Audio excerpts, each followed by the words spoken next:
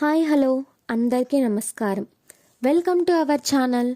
Episode 6 rowdy ప్రేమ episode 5 చదివిన తర్వాత చదవండి. ఇంటికి వచ్చిన ఐషు కృతిక్ అన్న మాటలే గుర్తుకు వచ్చి అస్సలు నిద్ర పట్టదు. ఏం చేయాలో ఎలా తప్పించుకోవాలో అని ఆలోచిస్తుంటే ఐషు ఇంతలో ఎవరో డోర్ కొడుతున్న శబ్దం వస్తే వచ్చి డోర్ తీయడం ఆలస్యం. చాలామంది గబగబా ఐషు రూమ్లోకి వెళ్ళి కూర్చున్నారు. ముందు ఐషు ఆశ్చర్యపోయినా తర్వాత హాయ్ మీరేంటి ఇలా వచ్చారు? రీడర్స్, నువ్వు ఏదో తీవ్రంగా ఆలోచిస్తున్నావు కదా, మేము థింక్ చేద్దామని నీతో. ఐషు, అవునా? అయితే ఏంటో చెప్పండి మరి. రీడర్స్, కనిపించిన వెంటనే ఐ లవ్ యూ చెప్పి పెళ్లి చేసుకుంటాను అంటాడా? అయ్య బాబోయ్. ఐషు, బాబోయ్ మీరు చెప్పింది చాలు, ఇంకా మీరు వచ్చి నన్ను ఇంకా ఆలోచనలో పడేశారు. రీడర్స్, అయ్యో ఐషు ఆలోచించుకో, అయితే మేము నిన్ను కామెంట్స్లో పలకరిస్తాము. ఐషు అందరూ చెప్పింది ఆలోచిస్తూ ఆలోచిస్తూ ఎప్పటికో నిద్రలోకి జారుకుంటుంది. తర్వాత రోజు మామూలుగా రెడీ అయ్యి ఆఫీస్కి బయలుదేరుదాం అనుకొని శృతికి ఫోన్ చేసి నేను వెళ్తున్నాను, నువ్వు రాహుల్తో వచ్చేయి అని చెప్తుంది. ఐషు స్కూటీ తీసుకొని ఇంట్లో నుంచి బయటకు వచ్చింది. అక్కడ బైక్పై ఇంటి వైపు చూస్తున్న అతన్ని చూస్తేనే ఐషుకి భయం మొదలైంది. అది కనపడనీయకుండా స్కూటీని స్టార్ట్ చేసి వెళ్తుంది. కృతిక్ కూడా బైక్పై ఫాలో అవుతూ ఉంటాడు. ఐషుకి బాగా భయంగా ఉంది, ఏమవుతుందో అని. ఇంతలో అక్కడికి 10 మంది రౌడీలు వస్తారు. కృతిక్ బైక్పై అడ్డంగా నుంచుంటారు. కృతిక్ స్టైల్గా బైక్ దిగి, ఎవర్రా మీరు? నా బైక్కి ఎందుకు అడ్డంగా నిలబడ్డారు అని అడుగుతాడు. అక్కడ ఉన్న రౌడీలు మాత్రం నవ్వుతూ నిన్ను చితక్కొట్టడానికే మేము వచ్చింది అని అందరూ నవ్వుతూ ఉంటారు. అవునా, సరే అయితే టైం ఎక్కువగా లేదు, త్వరగా కానిచ్చేద్దాం రండి అంటాడు. కృతిక్ పైకి ఒక్కసారే నలుగురు కొట్టడానికి వస్తారు. కృతిక్ ముందు ఇద్దరిని చేతులతో వాళ్ళు మెడ పట్టుకొని మిగతా ఇద్దరిని కాల్తో గట్టిగా కడుపులో ఒక్క తన్ను తన్నాడు. ఒక్కొక్కడు చాలా దూరం పోయి పడతారు. తర్వాత చేతులతో పట్టుకొని ఇద్దరిని కూడా గాల్లోకి లేపి ఇసిరివేస్తాడు దూరంగా ఒక్కొక్కరిని.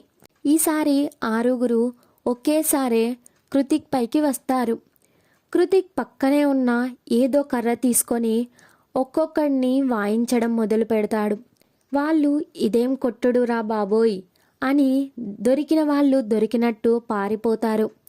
చివరిలో ఒక్కడిని పట్టుకొని ఎవరు పంపించారు మిమ్మల్ని అని గట్టిగా అడిగేసరికి ఏమో సార్ తెలియదు, మీ ఫోటో ఇచ్చి మిమ్మల్ని కొట్టమన్నారు.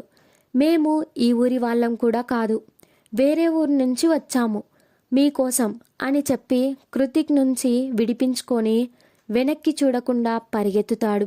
కృతిక్ ఎవరై ఉంటారు అని ఆలోచించి తర్వాత ఐషు ఆఫీస్ దగ్గరికి బయలుదేరుతాడు.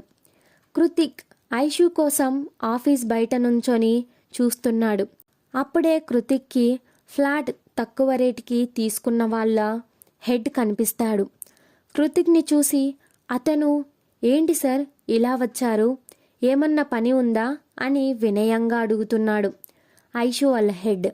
కృతిక్, అదేం లేదు, నేను మీ కంపెనీలో పార్ట్నర్షిప్ కావాలి.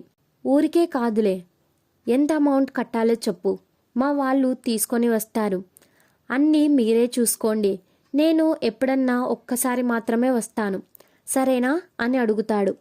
కాదంటే ఆఫీస్ మొత్తం అడుగుతాడేమో అని అతను అలాగే కృతిక్ గారు, మీకు ఎలా నచ్చితే అలానే కానివ్వండి, డబ్బులు ఎప్పుడన్నా ఇవ్వచ్చు, మీరు చూడాలనుకుంటే ఆఫీస్లోకి వచ్చి చూడొచ్చు.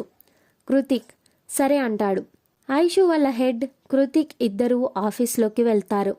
ఐషు వాళ్ళ హెడ్ మూర్తి, ఈరోజు నుంచి మన కంపెనీలో మరొక పార్ట్నర్ ఇతనే కృతిక్ అనేసరికి అందరూ క్లాప్స్ కొడుతూ ఉంటారు. అప్పుడే ఐషు శృతి ఇంకా రాలేదు అని ఫోన్ మాట్లాడి వస్తుంది. అక్కడ కృతిక్ని చూసి షాక్ అవుతుంది.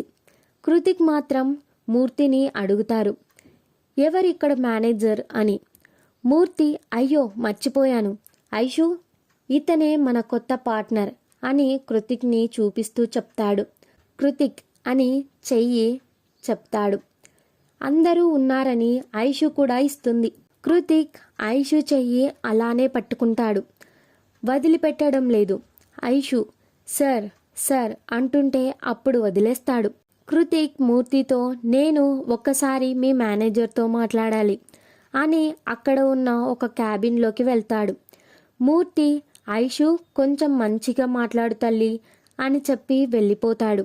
మూర్తి అతని క్యాబిన్లోకి. ఇక్కడ కృతిక్ వెళ్ళింది ఐషు క్యాబిన్లోకే. తప్పక ఐషు కృతిక్తో మాట్లాడదాం అని వెళ్తుంది. క్యాబిన్ ఓపెన్ చేసి లోపలికి వెళ్ళేసరికి కృతిక్ ఐషు చేయి పట్టుకొని గోడకు ఆనించి ఐషు కళ్ళల్లోకి చూస్తూ, నేను చెప్పిన దాని గురించి ఏం ఆలోచించావు, ఎప్పుడు చెప్తావు నాకు సమాధానం అని అడుగుతాడు. ఐషు, ప్లీజ్ సార్ వదిలేయండి, నాకు ఆ ఉద్దేశం లేదు, నేను మిమ్మల్ని పెళ్లి చేసుకోను అని చెప్తుంది. కృతిక్కి కోపం వచ్చి ఐషు చెయ్యిని గట్టిగా వత్తుతూ ఉంటాడు. ఐషుకి చాలా నొప్పిగా అనిపించి కంట్లో నుంచి నీళ్లు వచ్చేస్తున్నాయి. కృతిక్ కోపంగా, నేను ఒక్కసారే చెప్తాను, నీకు కొన్ని రోజులు టైం ఇస్తున్నా, ఈలోపు ఎస్ అని చెప్పు, లేదంటే తర్వాత నేను ఎంటర్ అయితే వేరేలా ఉంటుంది, గుర్తుపెట్టుకో అని చెప్పి ఐషుని వదిలి బయటకు వెళ్ళిపోతాడు. ఐషు అక్కడే కింద కూర్చొని ఏడుస్తూ ఉంటుంది. నచ్చుతుంది అనుకుంటున్నా. Stories continue. Wait for the episode 7. Subscribe to our channel. Thanks for watching.